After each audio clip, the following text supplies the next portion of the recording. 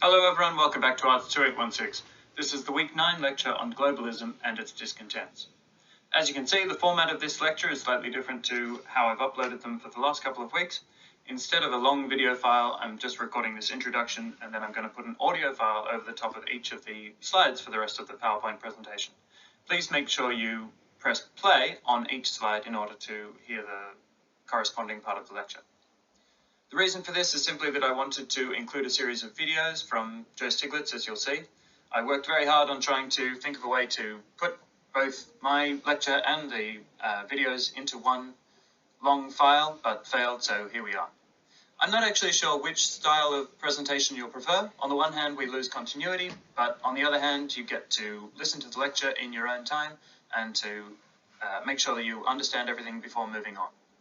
As the My Experience surveys are going to open soon, I would say if you have a strong preference regarding which style of presentation you prefer, maybe put in a comment in the feedback for the course. This is going to be very useful, I think, as we are very likely to continue learning and teaching in this style moving forward. Okay. This week we move to politics proper. For the large part of this course, I've tried to convince you that economics is inherently political, both understanding economics as the field of practice out in the world, and as the academic discipline that tries to understand and explain it. I've tried to show you that the tools you have been developing in your other courses in international relations and political science are just as useful and valid here in international political economy as they are elsewhere. Today, however, I'm going to reinstate an artificial divide as we consider the effects of the rise of inequality on the realm of formal politics. This is pretty much the joke in the title of this lecture, where Joseph Stiglitz, the Nobel Prize-winning economist, or rather the winner of the economics prize that is referred to this way, it's not actually a Nobel Prize, wrote a book about the effects of an economic phenomenon, globalization. In this lecture, we are interested in a related political phenomena, globalism. If you cast your mind back a few weeks to the Changing Face of Work lecture, I introduced hyperglobalism, the idea that globalization was a substantial, transformative change to the structure of the global economy, and that a key effect was the undermining of the power of the nation-state, what was sometimes called the death of the state. Attached to these empirical claims was a set of normative claims, centering on the fact that, while states had less power in this new situation, the benefits of globalization would more than counteract this. Consumers would have more choice of goods, commodities would cost less, and huge swathes of the global population would be brought into the modern, efficient capitalist economy, with all the benefits that this entailed. Benefits like increased access to capital and credit for investment, increased access to technology, increased mobility for the best and brightest minds in the world to move to where they could be most productive. This normative belief in the benefits of globalization is called globalism. It has been a centerpiece of centrist liberal politics and the liberal vision of political and economic progress for decades. While there was a backlash against globalization through the 80s and 90s on the progressive side of politics, culminating in the protests outside the new World Trade Organization meetings in Seattle in the year 2000, this anger within progressive politics has receded, being replaced by anger at the seemingly endless wars in the Middle East and homegrown inequality. Today, however, we see a new backlash against globalism, but instead of taking a primarily progressive face, it has appeared to include populist, xenophobic, and economic nationalism instead, none of which would sit comfortably within a progressive agenda as understood by a liberal in the 80s or 90s. After introducing some key ideas in the turn away from globalism, using the material from Stiglitz, I'm going to introduce some of my own work on the power of business in the realm of politics. While the orthodox position is that business's power is greatest in the context of quiet politics, I will explain why I think that the power of business in loud politics should not be underestimated. Third, I will give you some starting points for defining and thinking about populism as a relatively coherent ideology. And finally, I will provide some lines of questioning to assist you in preparing for this week's tutorials.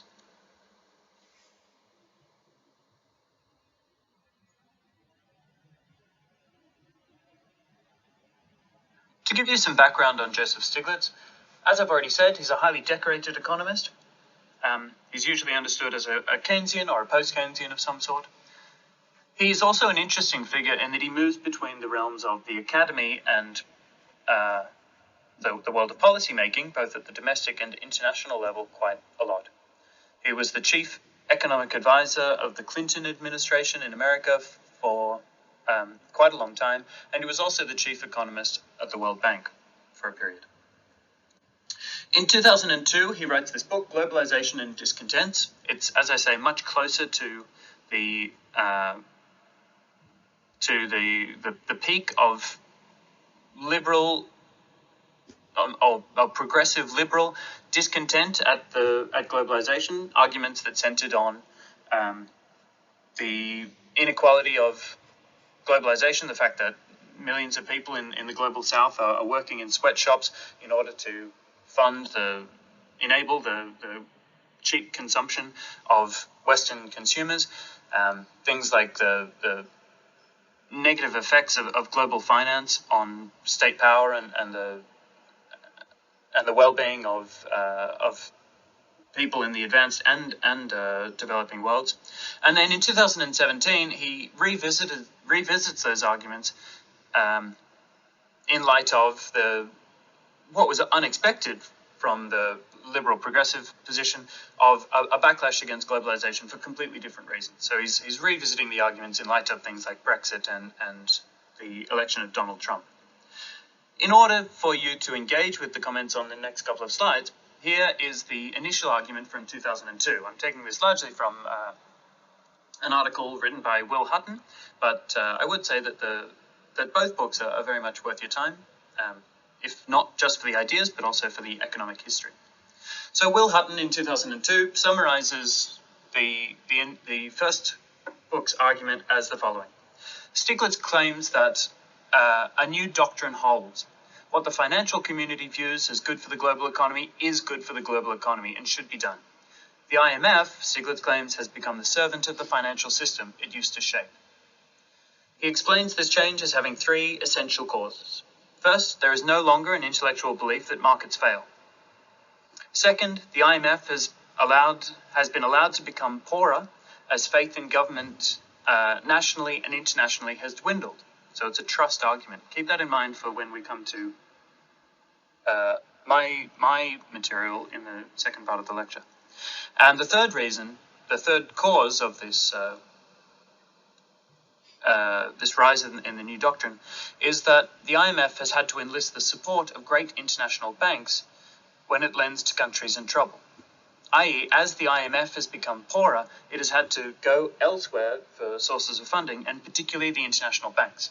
This means that the IMF is required to serve the interests of the international banks in the operations it undertakes. Why? Because it's using the money of international banks, and they won't continue funding it if they don't. So what do international banks want? They want to get their money in and out of countries as freely as possible, and are thus always advocates of financial deregulation. Thus, this always plays an overwhelmingly large part in any support that the IMF provides to a country in need.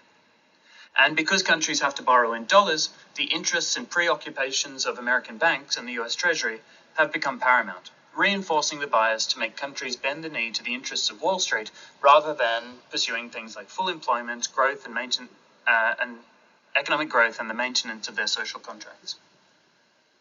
So this is the initial argument. There's quite a lot in there, but that the fundamental aims of the IMF are very different to the aims of the IMF when it was created back in 1944, and that the main reason for that is that the IMF is forced to get its funding from the international banks, and the international banks want financial deregulation.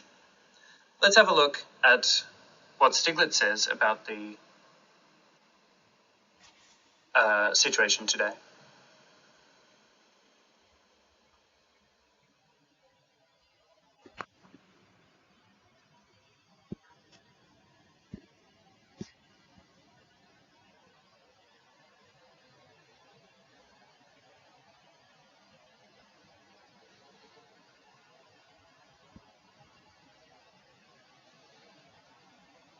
Fundamentally, what's happened to the global economy since you first wrote this book?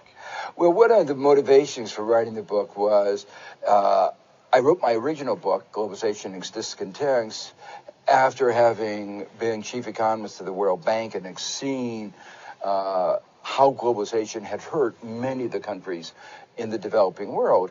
And then suddenly, here we are 2015-16, and United States, Trump is saying globalization is unfair to the developed countries.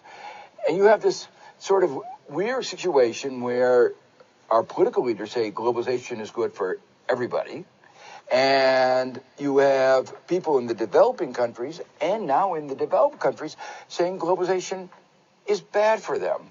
How do you reconcile that perspective, and with the perspective that not only the politicians but the economics profession for 200 and some years has said globalization is good for everybody? How do you reconcile that? And that was what motivated this book. And so tell us, though, how and why you view both the Trump presidency and the Brexit vote, the success of Marine Le Pen in France, though she didn't win the election, why you see these things as manifestations of the same sorts of critique of globalization that you laid out in your first book. Well, it's very clear that the anti-globalization movement in the United States, in Western Europe, is generated by a sense that those workers, ordinary workers, particularly in the industrial manufacturing sector, are doing very badly. In the United States, you see the numbers like median income of a full-time male worker, and median means half above, half below. Right. And lucky if you get a full-time job. But these lucky ones, the median income today is the same as it was some 42 years ago. Yeah. So things have not worked out well. Right. One of the questions is, what is the role of globalization? What is the role of technical change? Right.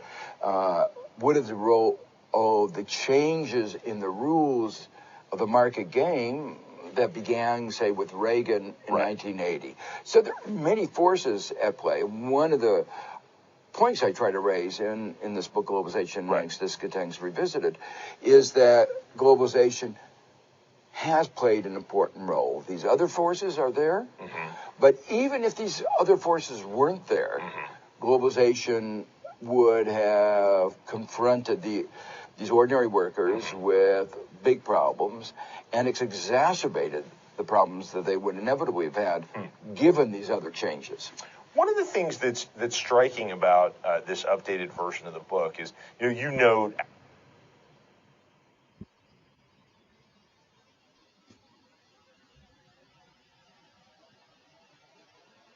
So that's a really nice statement of the main problem that we're going to look at in today's lecture and in the tutorials. How can we conceptualize the relationship between these economic changes, these economic problems, changes that we've been looking at for the last few weeks, and above all, the rise in inequality, to these political ruptures.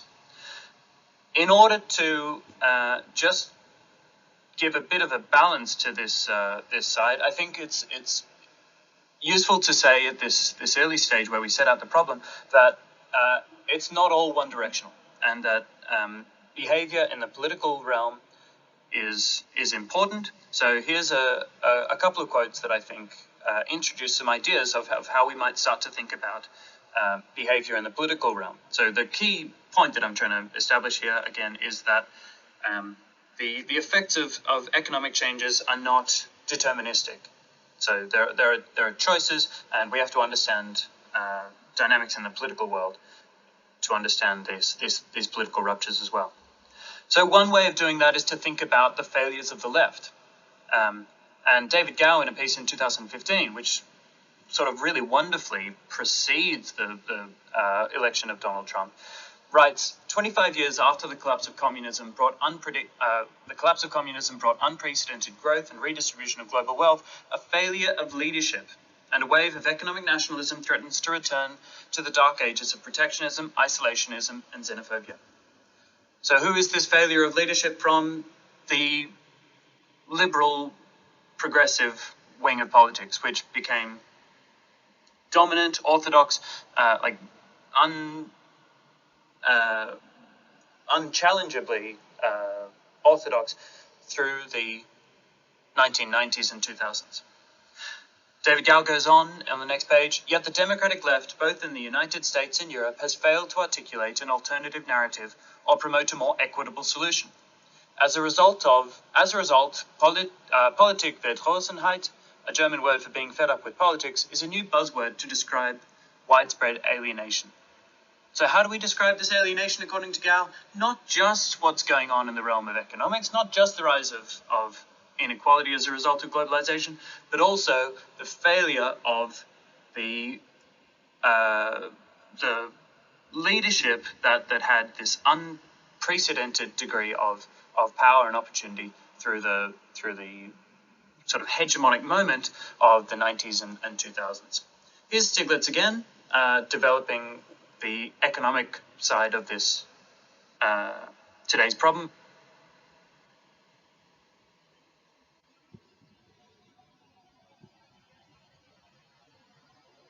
Hello, I'm Peter Goodman. I'm an international economics correspondent here at the New York Times, and I have the pleasure of speaking with... Quite the contrary, that this inequality actually slows down economic growth, and as growth slows down, ordinary workers are hurt even more. That's laced throughout your book. I mean, this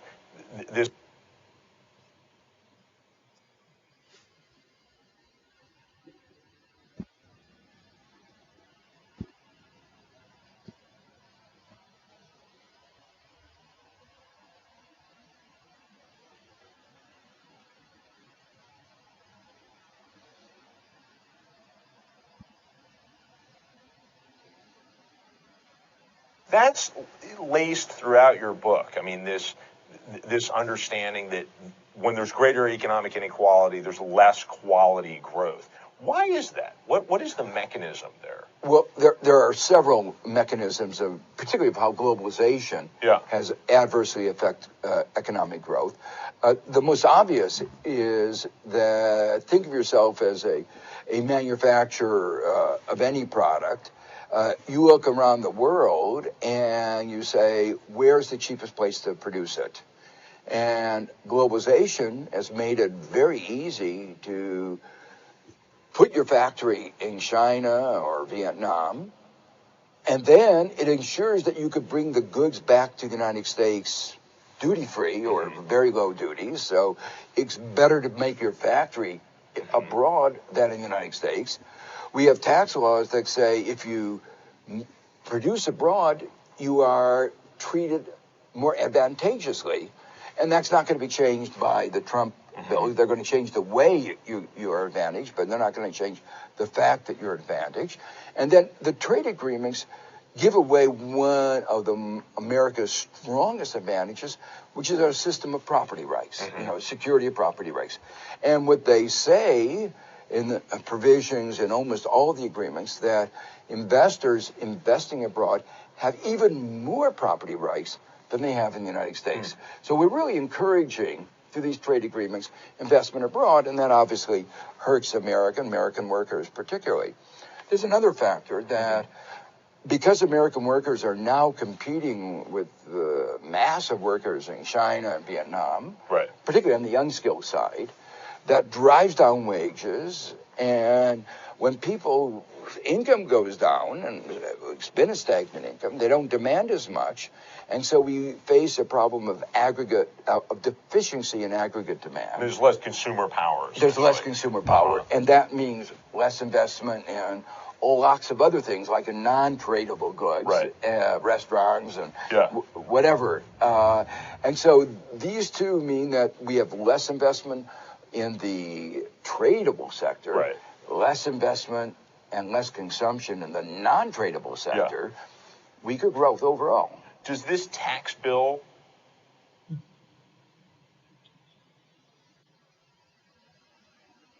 So there's Stiglitz explicitly linking globalization to a number of the problems that we've been talking about in this course.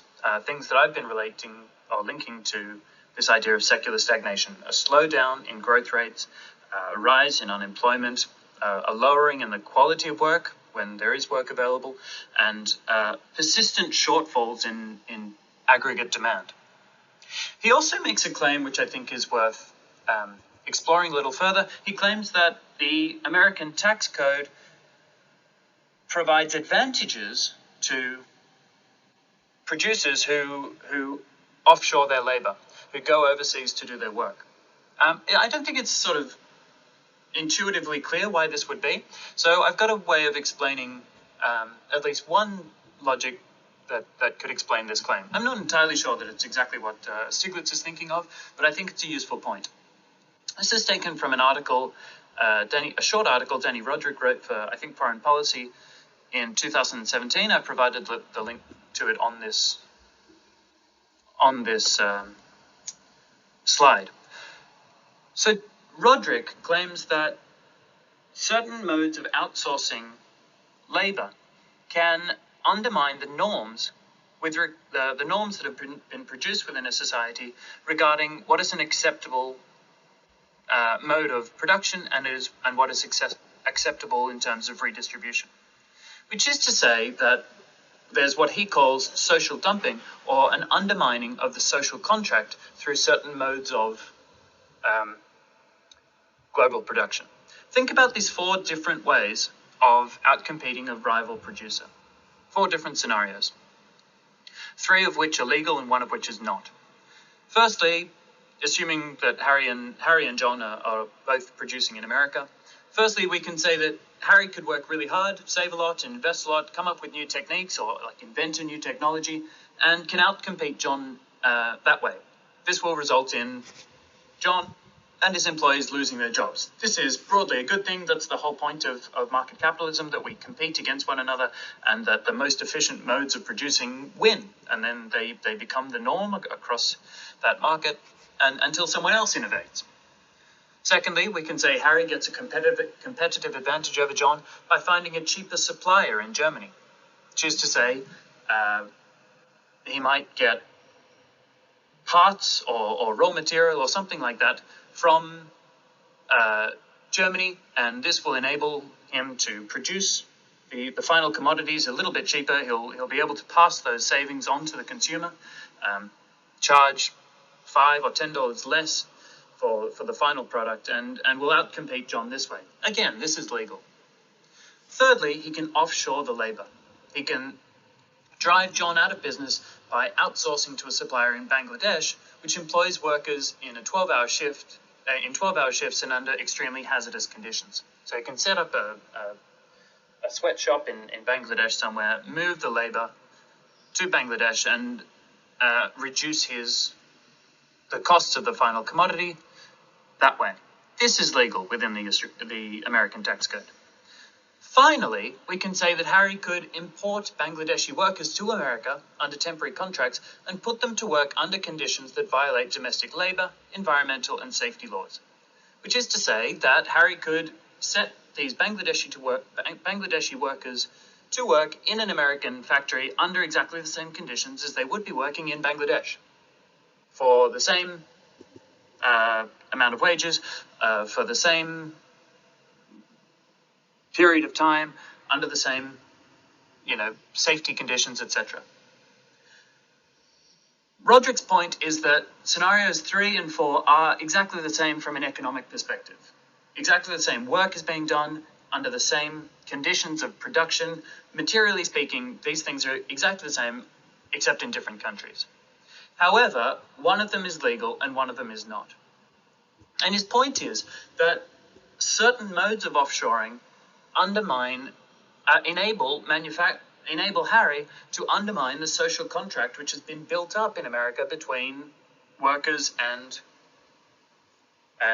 capitalists, say, or been built up between everyone in society, that we value the environment to this degree, that we value the safety of workers to this amount, blah blah blah blah blah.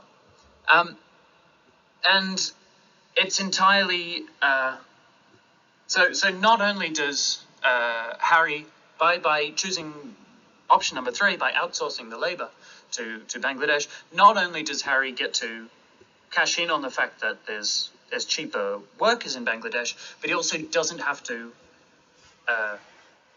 pay attention to all the different laws which have been built up over the last 200 years in order to protect the environment, protect workers, protect anything else that you can think of in America.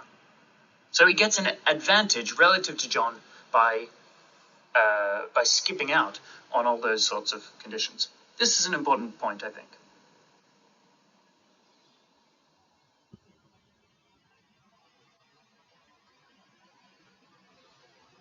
Hello, I'm Peter Goodman. I'm an international economics correspondent here at the New York Times, and I have also benefit the international oligarchs, especially those figured in the Paradise Papers, like making them more accessible to developing countries having low tax rates, but oligarchs are still involved in fiscal evasion. Yes, it did both of those things. That is to say, it encouraged investment to.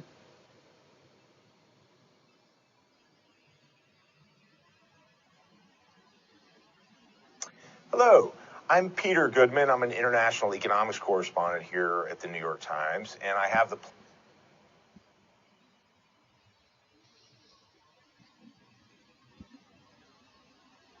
Hello, I'm Peter Goodman. I'm an international economics correspondent. If I'm not getting the pronunciation of your surname correctly, did globalization also benefit the international oligarchs, especially those figured in the Paradise Papers, like making them more accessible to developing countries having low tax rates, but oligarchs are still involved in fiscal evasion? Yes, it did both of those things. That is to say, it encouraged investment to go abroad. We gave them secure property rights. We said you could bring the goods back into the United States. You could use the cheap labor abroad and bring the goods back. But it also gave mechanisms by which oligarchs all over the world could avoid taxes. It allowed these fiscal paradises to basically go on in secrecy. Yeah. And that reflects an essential argument of this book, which is the globalization agenda has been a corporate-driven agenda. What was good corporations? Yeah. So it would not have been difficult to close down these tax havens, these fiscal paradises. They depend on interacting with governments in the United States and Europe. We knew that multinationals, including American multinationals, were using a whole set of mechanisms to avoid taxes. Apple has become sort of the poster child for tax avoidance. Yeah. So we knew this. We could have written the trade agreements and our tax agreements to say you should be taxed once and only once. But what we did is designed a whole set of tax agreements that said you will never be taxed twice. But we never asked the question, can you use those tax provisions to get zero taxation or very low taxation? So why was that? Was it beyond the ken of man? Was it beyond our ability? No. The answer was, with a corporate-driven globalization agenda, the corporations wanted these tax paradises, and the oligarchs in both the developed and developing countries, we could both agree on that was good for the corporations and the wealthy in both. Who lost? American consumers, American workers, American taxpayers. Gotcha. One of the things that you are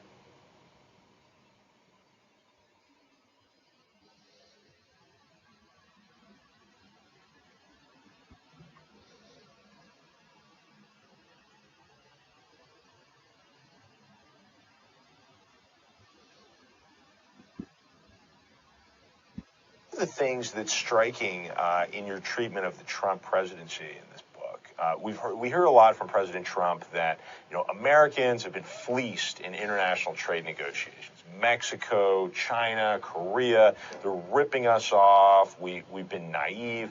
You argue quite vehemently that the opposite is in fact true, that Americans have gotten exactly what our government has asked for in international trade negotiations. We've gotten rules that are of benefit to American multinational corporations and of very little benefit to everybody else.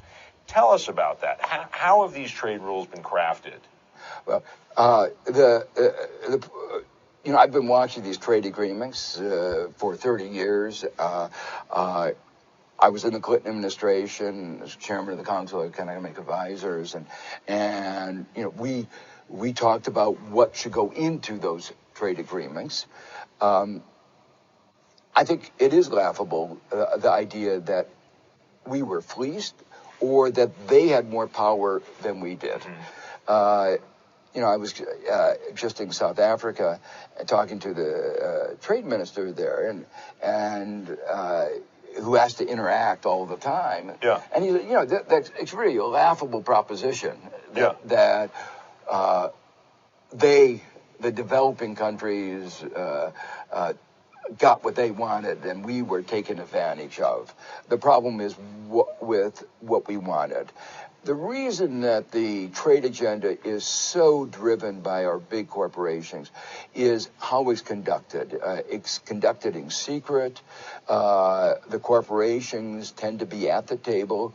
Often not even Congress is allowed to know what the U.S. negotiating position is.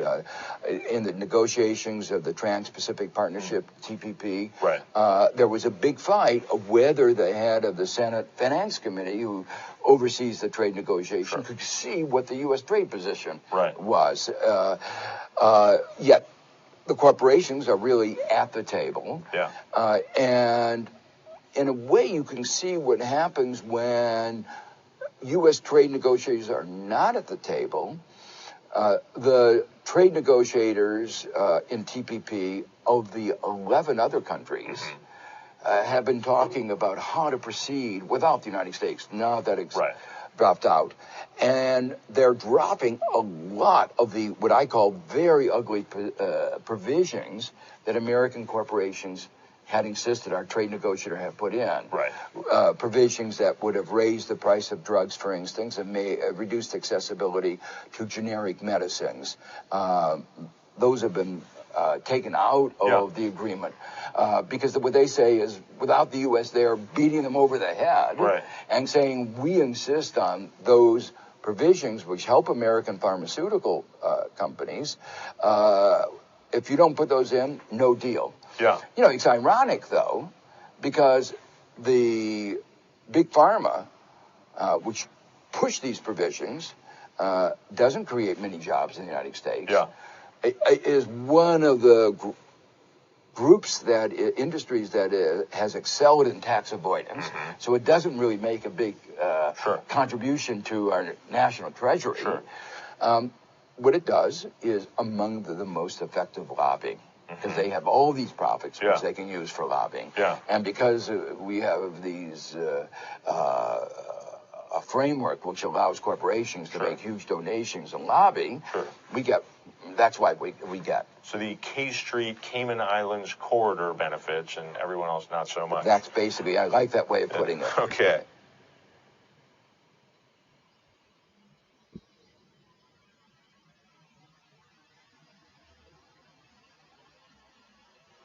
Hello.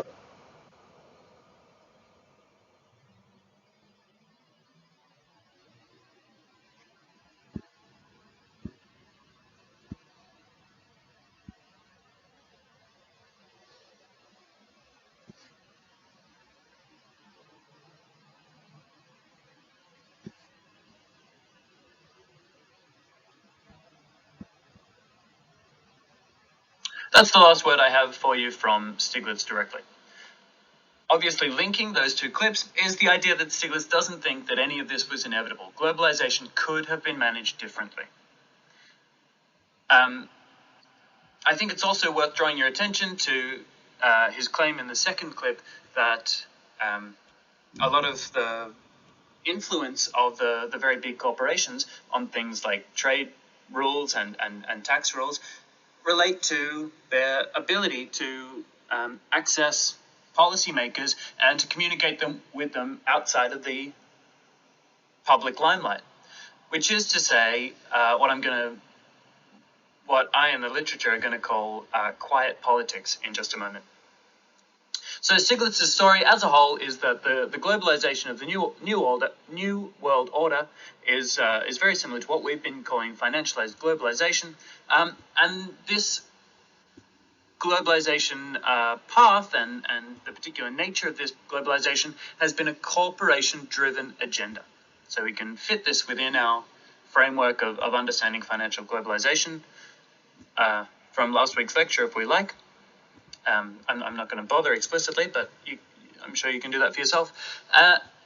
And amongst the important results of this, things like the capacity of corporations to reduce their tax footprints and the capacity to an increase in their capacity to shape trade agreements, things like this, amongst other shifts within that we've seen within globalization, have been stagnating incomes, rising inequality, and persistently deficient aggregate demand rates, overall leading to sluggish growth rates. It's produced bad growth in Stiglitz's terms. Okay, let's move to the second part of the lecture in the political power of business.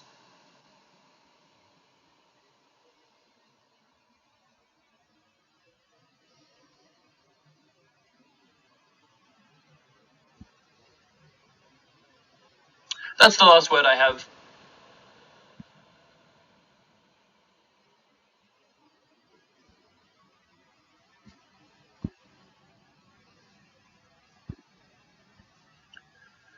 The literature on quiet politics centers on treating business as a sort of quasi-institution in society.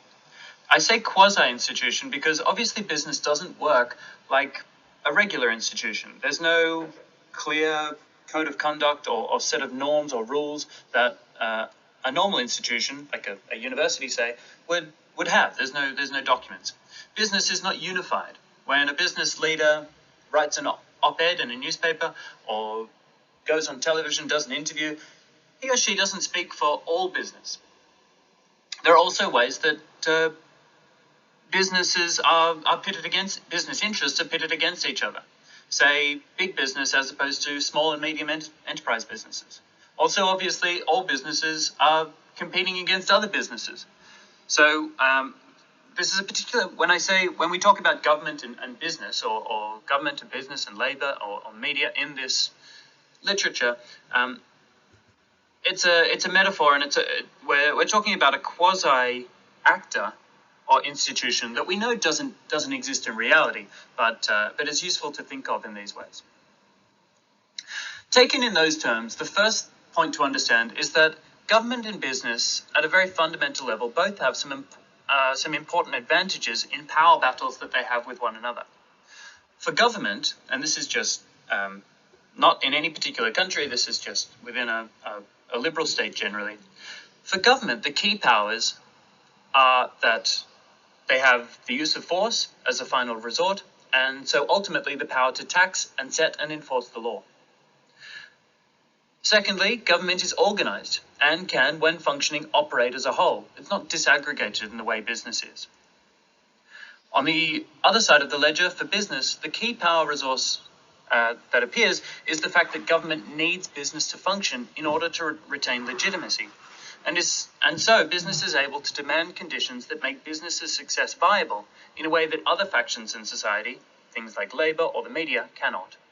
In the ultimate scenario, the ultimate trump card, business can refuse to operate, to go on what's called a capital strike. Just to restate that most important point, is that government needs business. Everyone in society's well-being, health, happiness, prosperity is dependent on business doing a good job. So in a sort of way of thinking, the first task that government actors have is to make sure that business has all the things that they need in order to go about doing a good job, in order to go about producing profit. Things like a labor market, a functioning labor market from which they can go and purchase labor power when they need it. The correct amount of raw resources coming into the country. if there's no oil or something really crucial to all forms of economic production, it's the government's job, first and foremost, to fix that situation, to go out into the world, source oil, make sure that there's a steady stream of it coming into the economy. This is the fundamental logic, of course, behind a Marxist claim that the state is the tool of the ruling class. The fundamental aim of a government within a liberal capitalist society is to ensure that businesses' interests are being served correctly. Why? Because businesses' interests are everyone's interests in a certain way of thinking. The central claim of this book by Pepe Culpeper, who I've put up in the slide here. Pepe Culpeper is a key author within this literature. The central claim is that when an issue is less politically salient, business actors have greater power in the conflict. What does this mean? Being less politically salient, being less important to the political agenda. So being more technical, being not something that regular voters are particularly interested in, maybe very technical rules about accounting laws, or I can't think of another example, but this sort of thing. And why do business actors have greater power in these situations? Fundamentally because politicians are vote maximizers. If no voters care about an issue, they will avoid the political struggles and contestations surrounding it. Instead, they'll try to move these sorts of issues off the agenda quickly and quietly as possible. They'll let business have the resolution they want, and they'll put their efforts into the sorts of issues that voters care about, which is, in one way of looking at things, a very good thing. They're responsible for seeing to the needs and interests of voters. By looking at the issues that voters care about, they're really doing their job as democratic representatives of those voters. This is the starting point for this debate. I'm not going to take you through that literature so much. Rather, I'm going to speak to my own contribution to it, which is to say that, well, this might all be true, that business actors have more power in situations where the politics is quiet, both for the reasons that Culpeper provides logically, and also from the empirical claims of Joseph Stiglitz in the last clip there. This may all be true, but let's not let that blind us to the fact that business as a societal quasi-institution has enormous power when it comes to loud politics as well. Here's why I argued that. I'll skip through the next slide, which is just the front cover of my paper from a couple of years ago.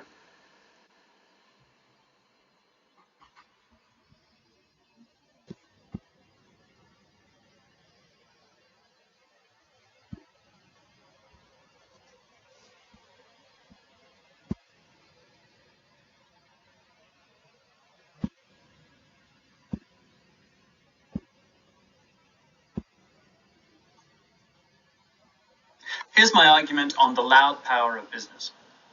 This is the lecture for the next 3 slides, so feel free to scroll through to get the notes of what I'm saying after you've listened to this long segment of the lecture.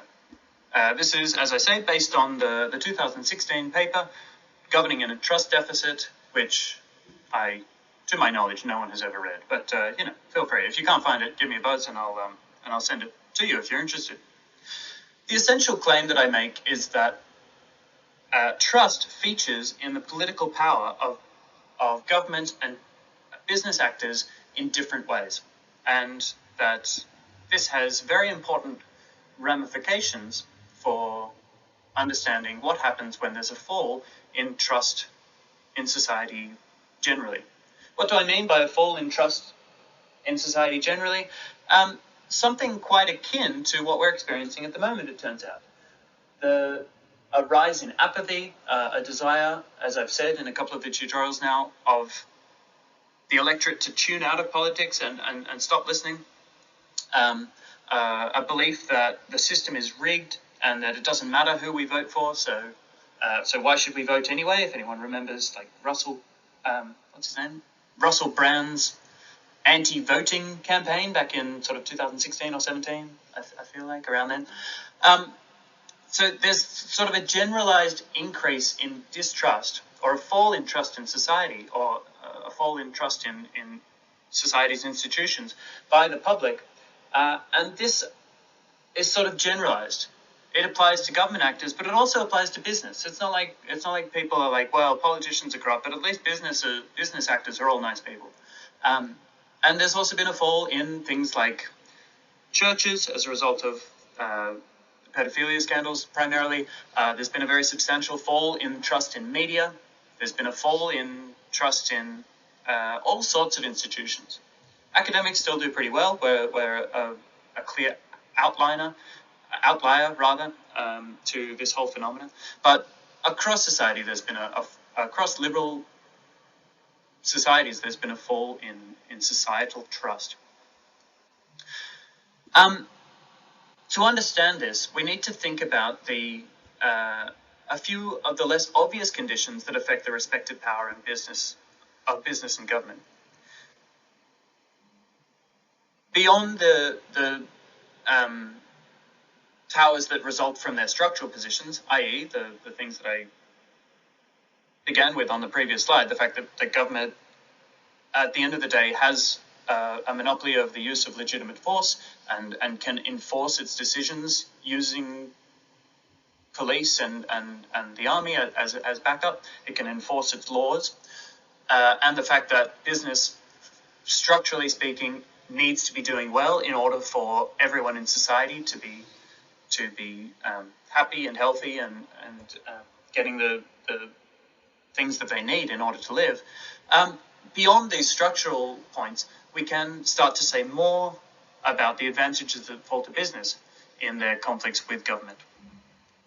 Firstly, business is able to present its particular interests as relevant to the welfare of society as a whole. Beyond the provision of the economy-wide conditions that meet the needs of business, that is, stable inflation and unemployment, and attractive tax and monetary policy settings, things I've already mentioned, there are a range of sector or firm-specific inducements that governments are likely to suggest of their own volition. These can include things like subsidies, investments in infrastructure, patent protection, overseas trade promotion, and subsidized research and development. I think we can also add to this that there is often a coherence with the demands of business with already existing and powerful discourses that have been inculcated into citizens from a very early age. An example of this might be the confluence of the word freedom used to mean the freedom to buy and sell goods with the political freedoms on which liberal society is based. We might add that business is able to make many different arguments that naturally cohere. Different business actors can employ different arguments or appeal to different sections of the public with their different arguments, all of which happily come to the conclusion that changing the existing arrangements is a better option. It can be argued, for example, that an issue is not worth the citizens' energies, or that it's discouragingly complex, or that agitation on the issues is not likely to be successful, or that corporate autonomy is a good thing. And all these things lead to the same practical result. Secondly, business leaders are often able to claim expertise on complex issues, for example, on the need for public investment in certain technologies, which non-experts working in government find difficult to refuse. Think of the technical nature of the credit default swap market, or the actual risk models used by large investment firms on Wall Street that appeared in the lead up to the global financial crisis. Or perhaps think of the sorts of technologies that who's our latest tech guru investor guy? Elon Musk might try explaining to members of the Australian Senate or House of Representatives. Pretty much, we can more or less assume that the government actors are not experts in everything, and that mostly they're non-experts working in complex issues and need to take the advice of the people who are experts, who tend to work for the large companies. The majority of people working in the firms don't actually understand the maths in terms of the financial example, or the science in terms of the Elon Musk examples. And so regulators, at a further step of remove, have almost no chance of ascertaining for themselves whether or not these models pose systemic risks or dangers for the environment and so on. They have to go off the advice from the business leaders. Thirdly, as Stiglitz noted in that last excerpt, business leaders tend to be more effectively represented in political discussions, both because they have greater financial resources and access to political leaders. Business figures are often admitted to circles of explicit negotiation that ordinary citizens are excluded from, and at these they appear not as representatives of interest groups, but as public officials offering disinterested advice. Look, for example, at the place of CEOs in Wall Street investment banks in coming up with the responses to different financial crises, either the global financial crisis or the coronavirus crisis at the moment. There's a lot of advice given by successful business actors, and at these they're expressing what they apparently think is just good for the economy as a whole, not what's good for their bank. I mean, it often happens to coincide with what's good for their bank, but as I say, formally speaking, they're simply there as public officials or public advisors. Fourthly, as I've noted, business can threaten governments with capital strikes if their demands are not met. While this very rarely occurs empirically, the implicit threat of underperformance is still relevant. Businessmen rarely threaten any collective action, such as a concerted restriction to function.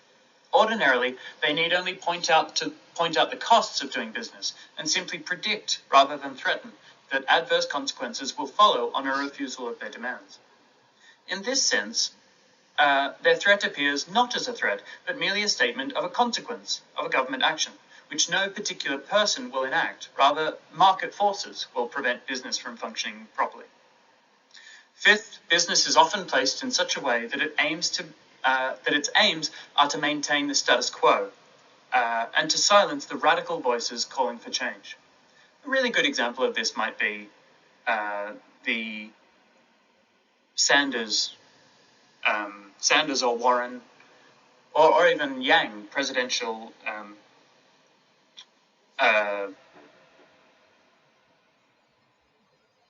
nomination programs, which so many of you wrote about in your first assignments. A lot of you put as under the political problems, political limitations of enacting their programs, that their policies were imagined widely to be radical in some way. This is not really an argument in itself. It doesn't say anything about whether it's a good idea or a bad idea, but just this moniker of calling something radical or calling something a change to the status quo rather than a continuation seems to be important. You guys seem to have an instinct that that's important. I would say that the reason for that is that, although two reasons. One, human beings tend to be nervous of change. From behavioral economics, we know that people value what they have more than what they might have in the future, so they'll work harder to prevent a possible loss of the what they do have, say money that they do have, as opposed to working for an increase in an equivalent amount increase in wealth, say. And there are very good reasons for that. Secondly, we might say that there are strong interest groups which have worked hard to secure their position, power within an economic or political structure, and they have an interest in the status quo remaining as it is in order to maintain their capacity to continue influencing political developments or economic developments. So the core questions of society, the autonomy of private enterprise, remember Marx's definition of the type of society resting on the mode of property, ownership rules or property relations, these core questions of society that make up what the the nature of that society, and the distribution of income and wealth, these questions appear to the public as basically settled. And changes to these settings are just this, changes. Politically, producing change is almost always more difficult than maintaining the status quo. So this is another advantage that business has, not only in quiet politics, but also loud politics. Sixth, government actors, in order to retain the faith of their electorates, must not only be competent and effective, but also morally sound. This often doesn't apply to business actors, which is to say that the bar for being a good government actor is actually quite a lot higher than the bar for being a good business actor. A business actor who is found not to be of sound moral character may still retain the basic sources of his or her political power: the claim to authority about their area of expertise, the operations of a particular business or making of profit in general, and his or her material resources, which can be used to buy access or influence. That is, if you think that banks are evil, you probably still need a home loan or somewhere to keep your money. You're still going to go to a bank because banks are the only people selling home loans or transactions accounts. You might not be happy about this, but you have no choice. And in fact, a belief in the unethicalness of a business may increase your belief in the competence of that business. You might not like big Wall Street investors or think that they're ethical people, but the profits they make are huge and difficult to ignore. You look at the profits and go, well, they clearly know what they're doing. They're being quite successful. This is, again, an important benefit of being a business actor. 7, there are a lot of, I've only got 2 more, but I'm really trying to draw these out to show you that there are a lot of benefits to being labeled a business actor in terms of in terms of going into conflict with government. 7, while a fall in the trust of a voter has in government may substantially undermine the power of that government, voters. 7, while a fall in the trust of a voter has in government may substantially undermine the power of the government, the same is not true for business. Voters have alternative options when they don't like the government. They can vote for independent candidates or protest candidates like, Pauline Hanson, Clyde Palmer, Shooters and Trappers Party, these sorts of things. But in the equivalent case for business, as I've said, a fall in the trust of business as an institution may leave consumers and workers with no alternative options to express this mistrust. Again, if you need a home loan, you have to go to a bank. If you want to eat meat, you have to go to a butcher. And it may be very difficult and expensive to work out which butchers are involved in practices you find unethical and which don't. It may be more expensive to buy your meat from an ethical source, to run with that example for a bit.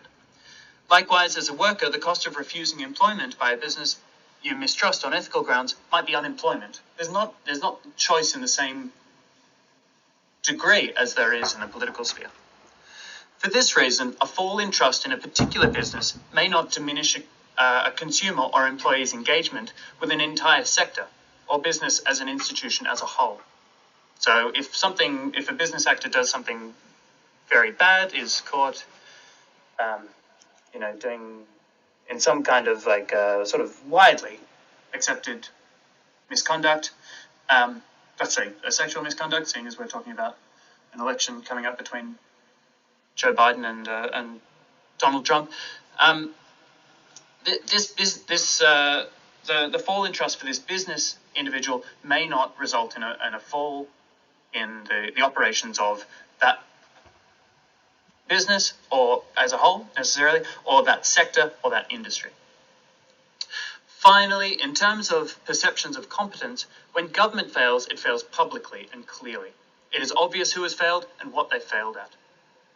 When business actors fail, however, it is not always public, and it is not always clear who failed or why they failed. In fact, while failure is always a bad thing in government, in business, failure is a natural component of a healthy and functioning market. If there is innovation and certain actors are succeeding well, what they are succeeding at is forcing other competitors out of the market. These other competitors are failing, but this failure is born of the success of talented entrepreneurs. As this is happening all the time, half of businesses fail in their first 2 years, it rarely makes the news. As opposed to when government fails, they look very, very incompetent indeed. Keep all of these advantages business has in mind when thinking about our overriding question today of how we might genuinely change society in such a way that business, and particularly finance, is regulated, and to design a system that works for everyone and not just business. My point is not that government is impotent. Government has substantial powers, as do citizens, consumers, workers, the media, and so on.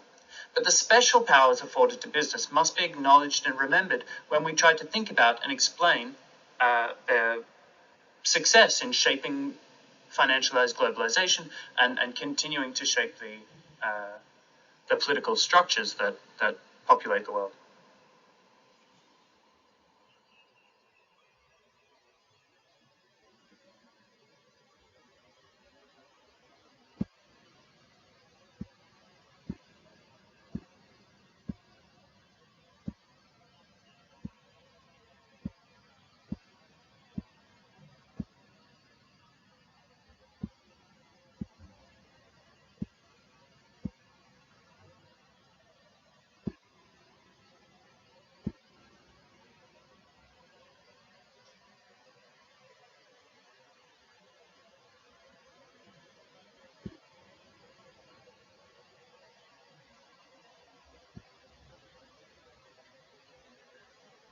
So, following these two setup points, firstly, that there's a relationship between globalization, the quality of growth, the rise of inequality, and the rise in anger generally, from the first topic.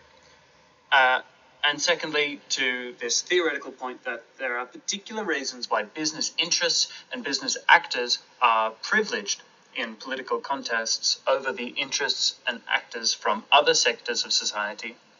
Let's look at populism. From Stiglitz's initial framing of the topic, we have a further problem to resolve, in that Trump's moves, while being anti-globalist, do not serve the interests of the Americans who have lost out from financialized globalization. It's not simply good enough to say that Trump is a result of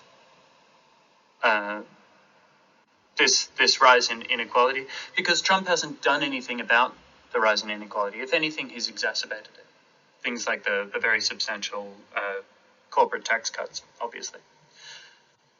Secondly, I think we have a new problem to solve 2 years on from the election of Donald Trump, also 2 years on from the publication of Stiglitz's work on the whole topic, which is that his popularity has not waned as this first point has become more and more obvious. If you click on the hyperlink on this slide, there's a graph of Trump's approval ratings over the course of his presidency. And there's two obvious points to make. One, while there's been a sort of rise in his popularity, or we could say a fall in his disapproval over the last 3 or 4 weeks, this is really a rally around the flag effect, and we would expect that to dissipate as we get further away from the starting point of the pandemic. Secondly, while his approval ratings are very low when compared to past presidents, much more notable in the difference of this graph from other presidencies is the remarkable stability of Trump's approval ratings. While he is reviled by nearly all Democrats, his approval within his base has remained extremely high.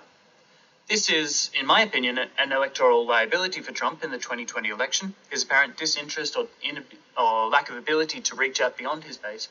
But it's not clear yet that the same weaknesses that proved fatal to Clinton in the 2016 presidential election will not be as significant for whoever wins the Democratic nomination, which is obviously likely to be Joe Biden now. That is, a failure to inspire a base or to move beyond centrist and technocratic policy programs that voters have lost faith in. In any case, this is what I think our main task for today and our tutorials are. 1, how do we relate inequality to the rise of populism? And 2, if inequality is a key driver, why hasn't the failure of populism to resolve any of the issues relating to inequality had any effect on the political cachet of populist leaders.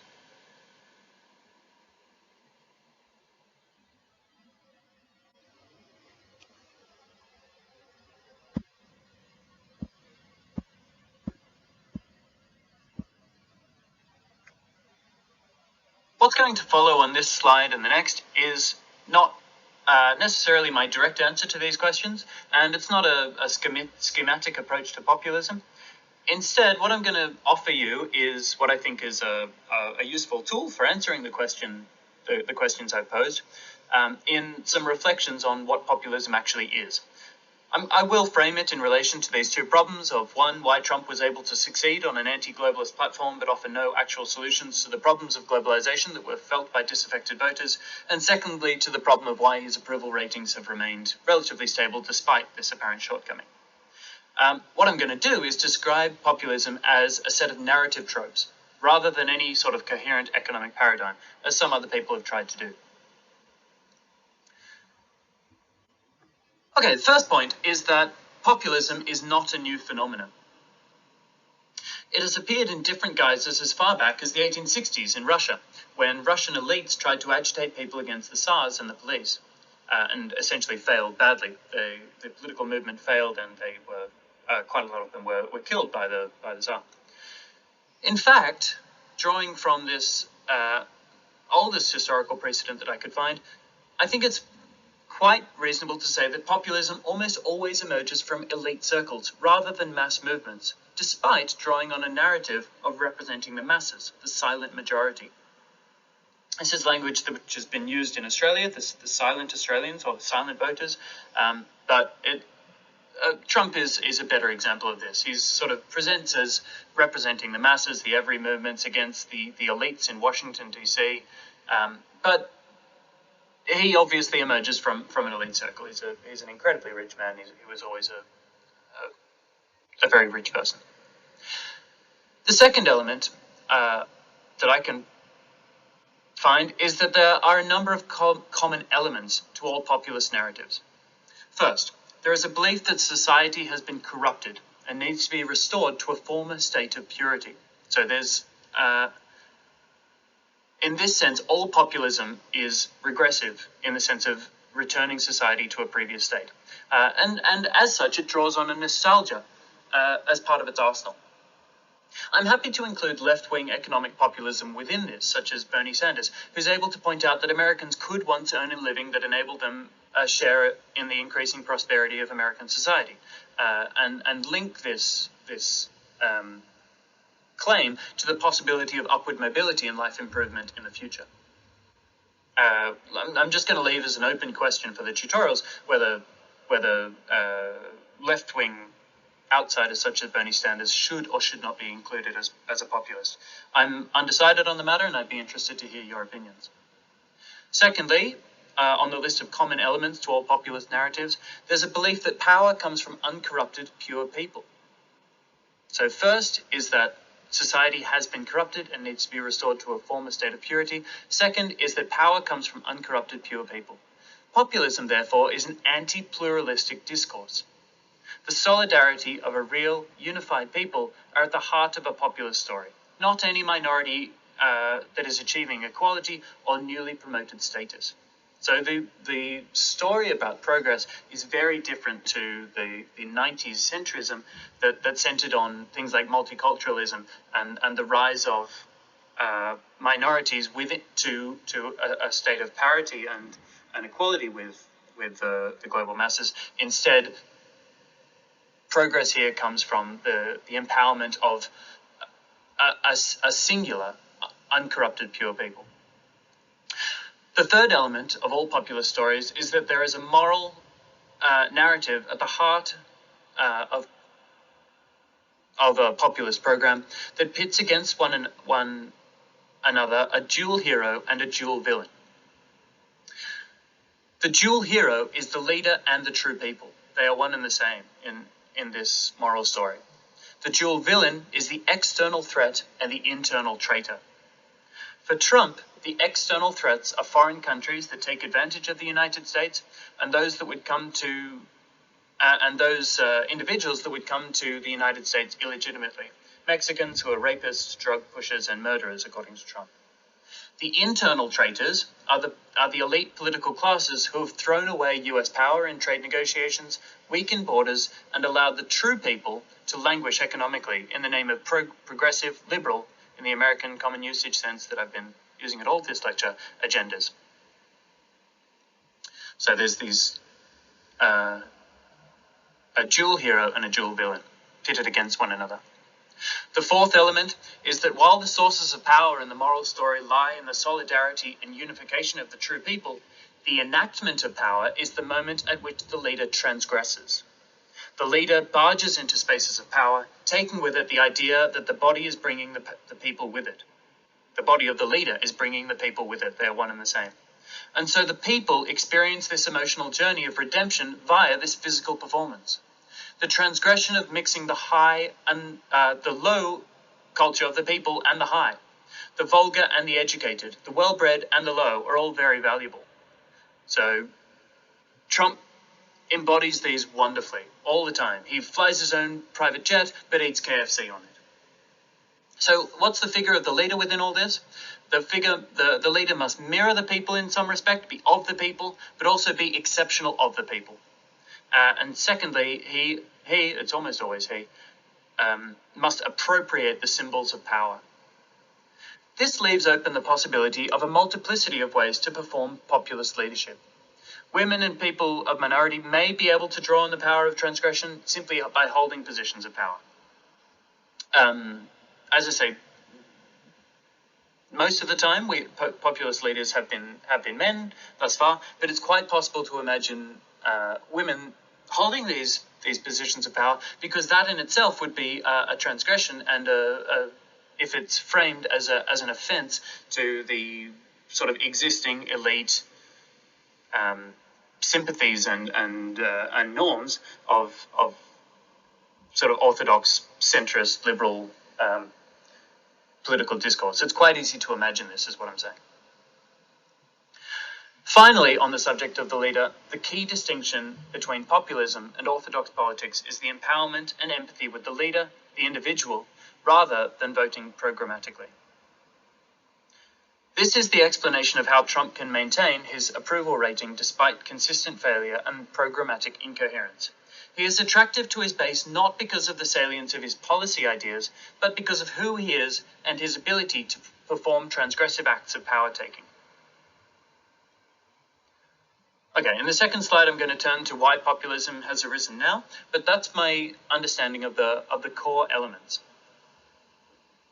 I have a long piece of writing, a long sort of quite indulgent piece of writing on why I think the character Jack Sparrow is a populist leader, why he also, like Trump, embodies all these elements really nicely, and why Pirates of the Caribbean was so successful across such a wide array of, why the character of Jack Sparrow was successful across such a wide array of society, so much more than it should have been, because he just happened to appear at this moment when populist logics and narratives were extremely powerful. So I've got that piece of writing. It hasn't been published anywhere, but if you're interested in why Jack Sparrow is a populist leader and figurehead, feel free to email me. I'll send it over to you.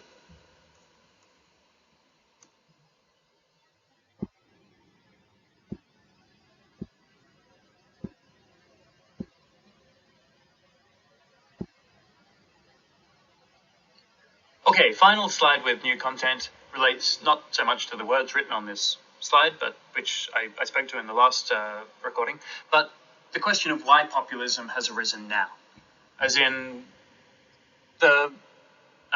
these reflections on what populism means, what narrative tropes appear within it, is all very well, but it doesn't really tell us anything about why these tropes are more powerful in 2015 and 16 when Brexit, the Gilets Jaunes movement is arising when Trump is being elected, and the years since then, why they're more valuable now than they were 10 years ago or anything like that. Here's my answer to those questions.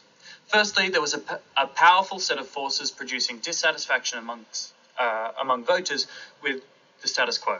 Inequality, stagnating wages, a series of intractable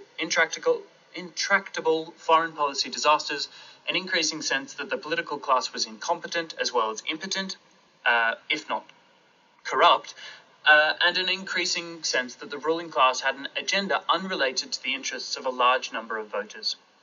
Voters began to feel that they were left behind. Secondly, as I've alluded to already, we are experiencing substantial secular changes in the advanced liberal societies. Changes to generational experiences, rising levels of education, social diversity, changing gender roles. This leads to what Pippa Norris has called the silent revolution. The younger generation's socially liberal values and post-materialist aesthetic takes over simply via population change rather than an explicit debate in any part of society. This leaves a segment of society outside of the values of that society and produces a sense of polarization and a new belief that culturally, as well as economically, society has entered a new zero-sum characteristic. As the share of income coming to the working class remains fixed, any benefits to other groups were understood as losses to our, quote-unquote, our group. This logic particularly pervaded the segment of the working class that is paid a low and middle wage, who miss out both on capturing the benefits in the market of the new economy, but also miss out on the redistributive programs within a progressivist social democratic agenda. Benefits fall instead to those who don't work, the perennially unemployed, those who fall prey to drug addiction, minorities who benefit from positive discrimination, all those who gain not from hard work but from the special favors of a progressivist elite. A resentment towards all these groups grew. The essential idea here is that, well, what do I get for keeping my head down, not taking drugs, working hard for 40 years? What did I get? I just got a stagnating wage and none of the handouts. But all these people who didn't take responsibility for themselves or who happened to be born with non-white skin, they got all these particular benefits. I'm not obviously saying that I buy into these stories, but this is the logic underpinning this resentment. Simply by having the wherewithal to earn a very small income, but enough to survive, to be part of the lower middle class, I missed out on the benefits of those ahead of me, and I missed out on the benefits of those behind me. I got left out politically and economically. This reached a tipping point, and a cultural backlash and an authoritarian reflex kicked in. As older people vote in America at higher rates than younger voters, it was their views that prevailed in the democratic process. Where this goes now, we don't know. Turn to the next slide for my set of questions that I want you to think about before we have our tutorials tomorrow.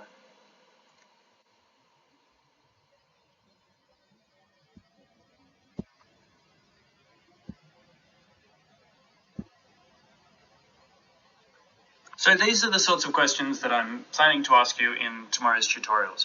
I have a few extras based on the specific claims made by Pippa Norris and Inglehart in the reading, but from today's material, I want to first ask you how inequality can be related to the rise in populism. Secondly, how legitimate populist claims are, in your opinion, meaning the claims that I've articulated in the last two slides. Thirdly, I think it's worth thinking about whether there are different forms of populism and identifying important differences in the different forms of populism that exist. The most obvious being the difference between left populism, if there is such a thing. Pippa Norris thinks that there is, other scholars do not. Different to right populism. And fourthly and finally, really most importantly, I would say, what alternatives exist to a populist response to the economic and political grievances that have produced this populist wave? So if we're going to say that the populist response is bad, we need to come up with an alternative program, an alternative way of dealing with those sorts of arguments. That's all from me. I hope this mode of lecture delivery has been okay for you. If there are any particular problems, please tell me in the tutorials or by email. See you in class.